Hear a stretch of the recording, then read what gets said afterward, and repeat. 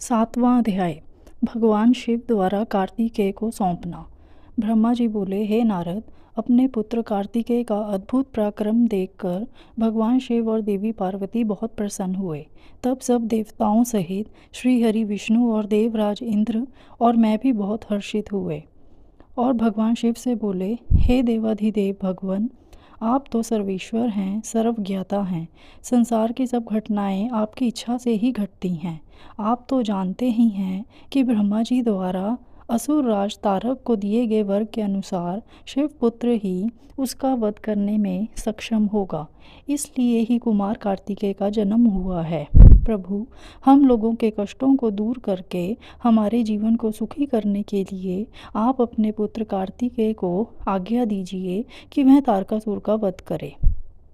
यह कहकर सब देवता भगवान शिव की स्तुति करने लगे। तब भगवान शिव का हृदय हम सबकी प्रार्थना से द्रवित हो उठा।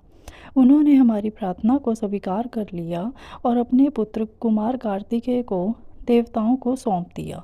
तब भगवान शिव ने अपने पुत्र कार्तिकेय को यह आज्ञा दी कि देवताओं की विशाल सेना का नेतृत्व करें और देवताओं के दुखों और संकटों को दूर करने के लिए तारकासुर का वध करें। अपने पिता भगवान शिव की यह आज्ञा पाकर स्वामी कार्तिकेय बहुत प्रसन्न हुए। तब उन्होंने हाथ जोड़कर अपनी माता पार्वती और पिता महादेव जी को प्रणाम किया और कहा कि हे माता, हे पिता, आप मुझे विजयी होने का आशीर्वाद प्रदान करें। यह सुनकर भगवान शिव मुस्कुराए और बोले, कुमार, निश्चय ही तुम अपने इस प्रथम युद्ध में अपने घोर शत्रु तारकासुर का वध करके विजयी होगे। हमारा आशीर्वाद सदैव तुम्हारे साथ है। इधर देवी पार्वती के हृदय में अपने प्रिय पुत्र के युद्ध में जाने की बात सुनकर ही पीड़ा होने लगी।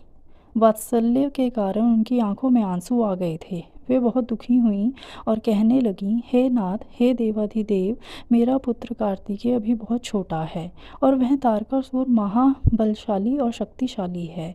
उस दुष्ट ने अपनी दुष्टता से सभी देवताओं को भी परास्त कर दिया है।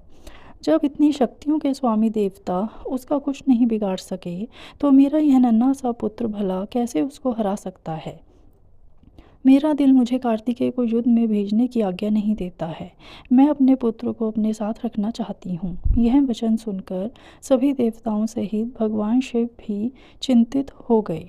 तब महादेव जी देवी पार्वती को समझाते हुए बोले, हे देवी, हे शिवा, आप सामान्य स्त्रियों की तरह क्यों व्यवहार कर रही हैं।